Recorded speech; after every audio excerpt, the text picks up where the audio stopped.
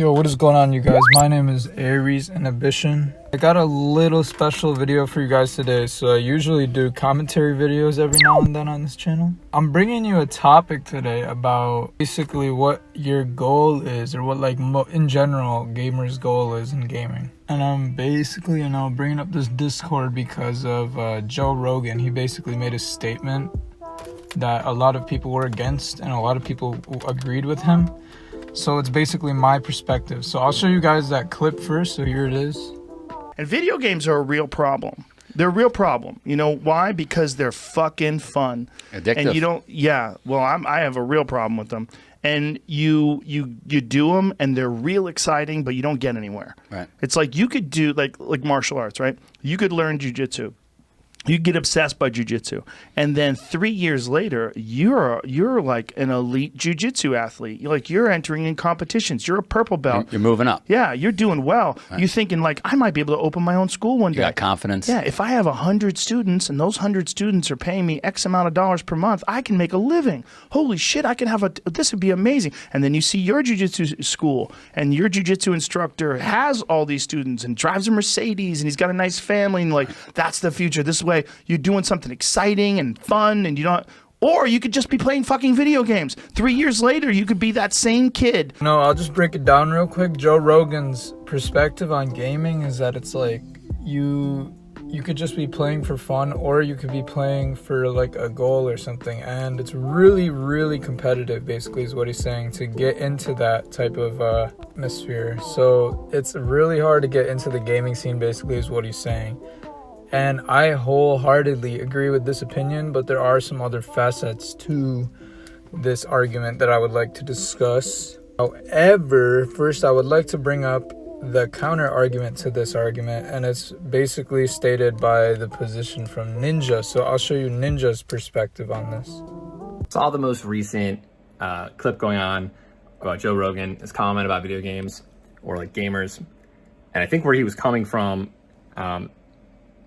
or what he was talking about specifically, I don't want to put words in his mouth, but what I watched the whole thing and try to get context of it. I watched, before and after the clip that was just, being posted on or on Twitter. It sounds like he's talking about like the top 1%, like the very odd or one-off chance that you're going to be a professional player, an esports player, and a successful one at that, right? I mean, you can be a professional esports player and, be on like a tier 2, tier 3 org, which is not maybe paying you the most. And obviously if you're not winning and being paid a lot, you're not a big streamer, then you're not really making a lot of money. You can be incredibly understanding of a game, but not have the physical capacity to be able to, get pentakills every single round and, every single game. But that doesn't mean that, there's not a job for you, right? That doesn't mean there's not a place for you in the gaming community where you can be succcill. So as you can see, Ninja's going against the grain. He's like, no, Joe, there's a ton of things in gaming that you could do and blah, blah, blah. I also kind of agree with this opinion too, in that there's a lot of other things you could do in gaming to make yourself successful. However, I do see that Ninja does this. Like, he usually advocates for gamers because he wants, basically, that's his industry, that's like, he's in gaming. So if he advocates for his own industry, he knows that it'll grow. So if his shit is growing, he's gonna obviously get more clout from it and whatever. Not clout, but like more success from it is what I'm trying to say. So it looks like to me Ninja's perspective is just one out of bias. So yeah, now I'm gonna give my perspective now that you know both sides of this argument. And mine basically lies somewhere in between, which is usually what happens when people actually analyze things correctly. But I definitely think there's, like Joe Rogan said, it's probably top 1% of people will get into the gaming industry. And obviously that's not based on any facts, so he's just trying to, discredit the gaming thing. I think it'd probably be like if you were super passionate and you had to, like, this is what you wanted to do, then yeah, you would probably be able to get in, but you wouldn't be able to make like a decent living off of it. Like he was talking about how, a karate teacher just needs 100 students. Well, if you're a gamer and you're trying to get in the gaming scene, you're probably gonna have to work a job that's like steady, and then also your gaming job or whatever that is too, because most of the things inside of gaming are very dynamic, and so it's like temporary jobs, just a few jobs like in a month, like you just work a few days in a month sometimes for like events and shit. So yeah, it's very dynamic. It's not stable at all, so you need some sort of financially stable job and background to be able to join that side of gaming, unless you get, ninja size, Dr. Disrespect size, like really big gamer size. So this is basically what I would suggest to you if you are actually, unsure about if you want to join the gaming community, like you want to grind for it, or do you want to just want to, play games for fun. If you want to play for fun, then yeah, you do whatever you want basically. But if you want to play with a purpose, then your purpose, if it's not something big, if it's just like, oh, I just want to stream for like myself, like it just keeps me happy. Like some people actually do that. They don't even need like subscribers or people watching, and they just stream and they're like, yeah, it's just for fun. Like, I like it. But if you're not streaming for fun, you want to do it for like, you want to get successful, then you need a plan. So what type of plan should you do? That's the question. And I can give it to you in basically one or two-word answer, a two-word answer right now. It's just be creative or be original.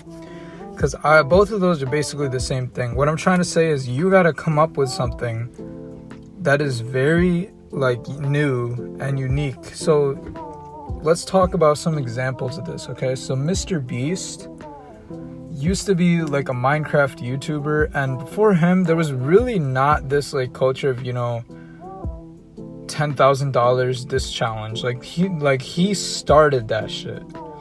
So you gotta like get on your own thing and just do these like super creative videos that people haven't done, or super creative other stuff that people haven't done. So another example is what I'm doing for my team, Aries. So we're buying a house and we only have 7,000 subscribers. So there's teams that, get like 100K to like 400K, 700K, 1 million.